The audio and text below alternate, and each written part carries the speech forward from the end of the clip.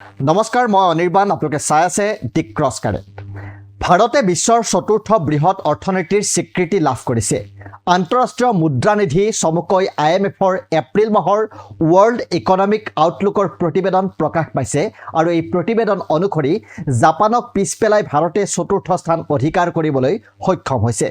কিন্তু একেখিনি সময়তে আন এক তথ্যও প্ৰকাশ পাইছে, সেয়া হৈছে ভাৰতৰ জনমূৰি আয়। যি সময়ত ভাৰত বিশ্বৰ চতুৰ্থ বৃহৎ অৰ্থনীতি হৈছে, সেই একেখিনি সময়ত জনমূৰি আয় অনুসৰি ভাৰতৰ স্থান হৈছেগৈ 143 সংখ্যক।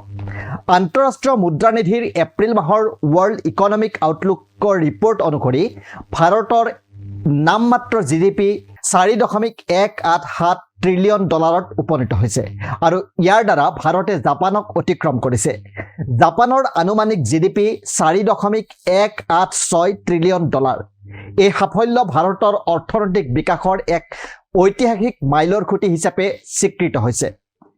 নীতি আয়োগৰ CEO BVR সুব্ৰমণিয়মে ইয়াক ভাৰতৰ বাবে এক টাৰ্ণিং পইণ্ট বুলি অভিহিত কৰিছে। চতুৰ্থ বৃহৎ অৰ্থনীতি হিচাপে পৰিগণিত হোৱাৰ পাছত ভাৰতৰ ওপৰত কেৱল থাকিল আমেৰিকা যুক্তৰাষ্ট্ৰৰ নামমাত্ৰ GDP 30.57 ট্ৰিলিয়ন ডলাৰ, চীনৰ 19.231 ট্ৰিলিয়ন ডলাৰ আৰু জাৰ্মানীৰ নামমাত্ৰ GDP হৈছে 4.744 ট্ৰিলিয়ন ডলাৰ। 2022 চনত ইউনাইটেড কিংডমক অতিক্ৰম কৰাৰ পাছত ভাৰতে এতিয়া জাপানকো অতিক্ৰম কৰিবলৈ সক্ষম হৈছে।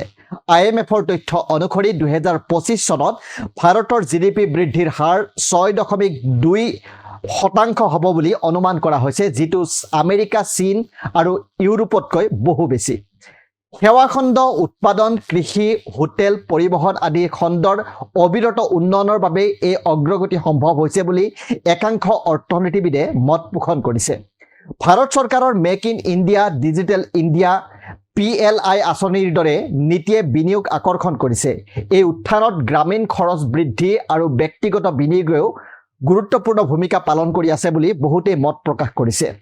ভাৰতৰ বৈদেশিক মুদ্ৰাৰ মজুত 700 বিলিয়ন ডলাৰ অতিক্ৰম কৰি বৈদেশিক মুদ্ৰাৰ মজুত থকা বিশ্বৰ চতুৰ্থ বৃহত্তম দেশ হিচাপে পৰিগণিত হৈছে ভাৰত। কিন্তু ভাৰতৰ এই কৃতিত্বৰ আলোচনাৰ মাজতেই আমি চাব লাগিব জনমূৰি আয়ৰ দিশটোও, কিয়নো দেশ এখনৰ মানৱ উন্নয়ন সূচক অৰ্থাৎ হিউমেন ডেভেলপমেণ্ট ইণ্ডেক্সৰ 3 উপাদানৰ এটা হৈছে দেশখনৰ জনমূৰি আয়।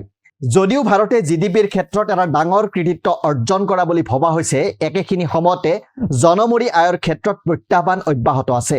আন্তঃৰাষ্ট্ৰীয় মুদ্ৰানিধিৰ প্ৰতিবেদন অনুসৰি ভাৰতৰ জনমূৰি আয় আমেৰিকান ডলাৰত মাত্ৰ 2.88 হাজাৰ, যাৰ ফলত জনমূৰি আয়ৰ হিচাপত বিশ্বৰ 194খন দেশৰ ভিতৰত ভাৰতৰ স্থান হৈছে 143 নম্বৰ।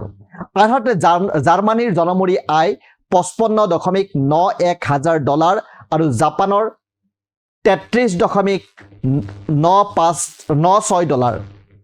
IMFৰ তথ্য অনুসৰি পাৰ্চেজিং পাৱাৰ পেৰিটি অৰ্থাৎ PPPৰ ভিত্তিত ভাৰতৰ ৰেংকিং 119 নম্বৰ। সেয়া অলপ ভাল যদিও ইয়াৰ উন্নতিৰ প্ৰয়োজন আছে। এতিয়া ভাৰত চতুৰ্থ অৰ্থনীতি হিচাপে পৰিগণিত হোৱাৰ পাছত শাসনাধিষ্ঠ প্ৰধানমন্ত্ৰী নৰেন্দ্ৰ মোদী নেতৃত্বাধীন BJP চৰকাৰে যিমানেই কৃতিত্বৰ দাবী নকৰক কিয়, একেখিনি সময়তে ভাৰতৰ জনমূৰি আয়ৰ পুতৌ লগা অৱস্থাটো মন কৰিবলগীয়া।